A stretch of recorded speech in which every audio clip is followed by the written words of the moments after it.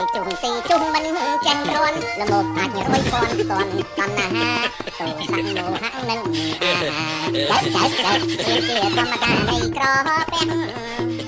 មកជាប់នឹងក្តាត់មិនកាត់ឡើយស៊ីហើយខំជុំថ្លាតពលស្ទាំងចើ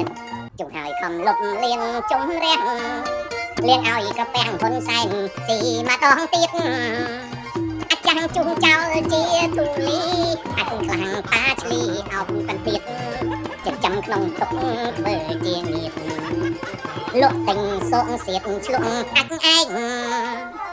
បានស៊ីសក់ខ្លួនមួយផ្លែតជុងរួចបាត់ខេតស៊ីត្រាយតែឯងស្រាប់តែសៀមលឺវាយខ្លាំងក្តែងផ្លេចខ្លួនស៊ីត្រាវតែឯងអស់ប៉ោខោលោកអើយមើលចង់ជាតិជាអាចបើសិនច្របាច់វាមិនស្អុយចេះតែមើលឃើញគេពុកអុយរីឯខ្លួនឯងអស់មានស្លុយទីបំផុតក៏ចរចាស្រវេស្រវារកឈប់បាញ់រត់ទៅស៊ីបឺហ្គឺម្ដងស៊ីបាញ់កាំងនៅពេលវៀតណាមថាអត់ឲ្យឈប់បាញ់រត់ទៅស៊ីស៊ុប